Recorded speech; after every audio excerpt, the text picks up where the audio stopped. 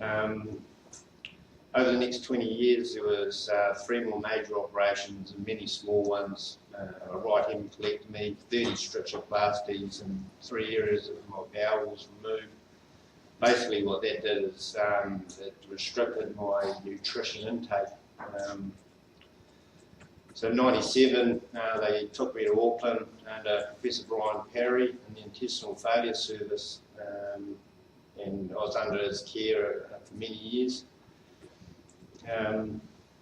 Basically, in that time from '97, everything was back to normal and managed to work and bring up a family and so on. Then in 2014, everything started to go downhill again with pain, nausea, bleeding, but worst of all, my gut started to, well, actually stopped absorbing nutrition. So at one stage when I ended up in Auckland, we had an area of bowel with a 3mm gap, so I couldn't eat any food at all.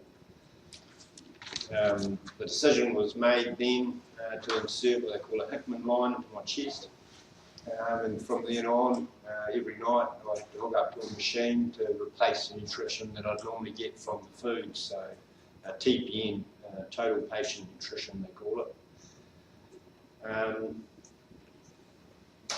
Whilst in Auckland, basically the news was not good from the gastroenterologists. They just didn't think that I could overcome the lack of nutrition with the amount of bowel that was basically left. I had 2 operations in 2014. The first one was unsuccessful, and the second one was really quite bad on my body, not just from the actual operations, but from all the drugs. This was a 2-year process just to be well enough to have an operation. So there was obviously lots of opiate pain relief and so on.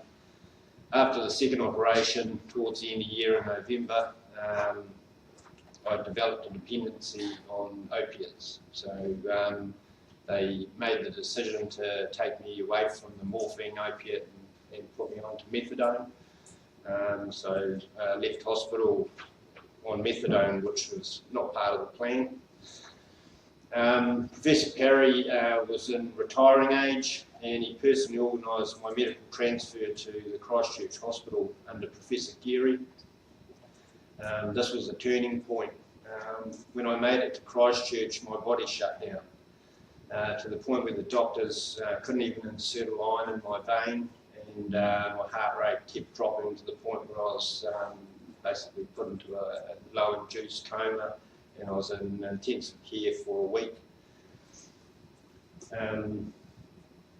I had smoked cannabis to help with pain and nausea and sleep for years.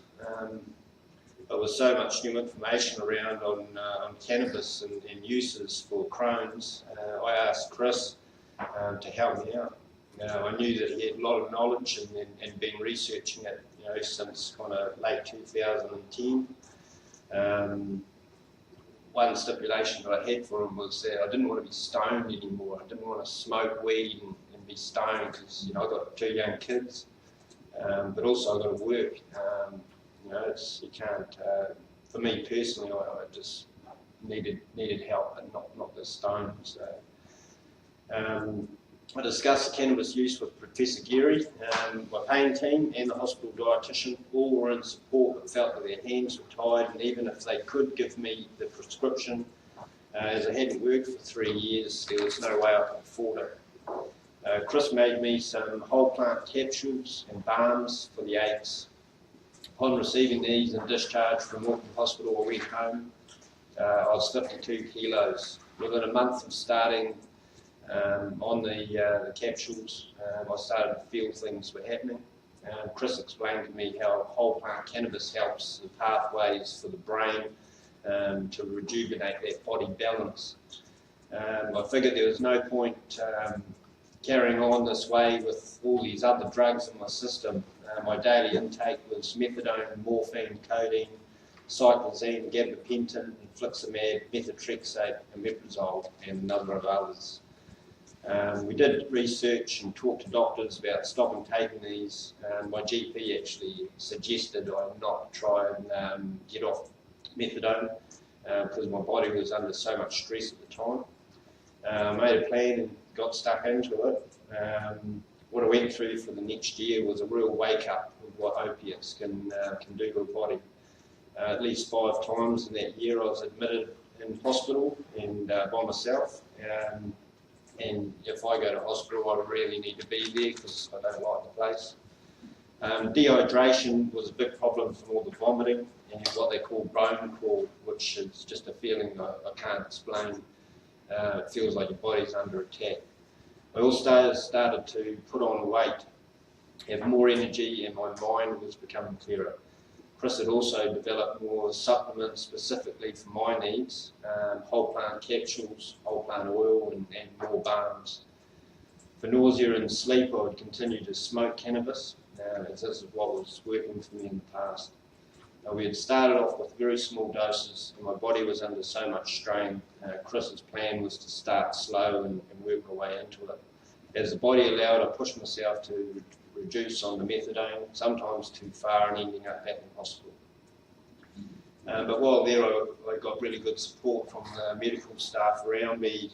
As I could see, I was dropping so fast on all these opiates and different pain relief and things that I just didn't feel I needed and could substitute with this. Basically, in October, from there to October, I put on 17 kilos, started working in October, and on water construction. From a discharge, I've put on 18 kilos. The dietitian in Christchurch Hospital can't believe the difference. And bearing in mind that my total nutritional intake is a script, it's regulated, so I know exactly what's going into my body. Only other thing I was taking was the products that I was getting from Chris.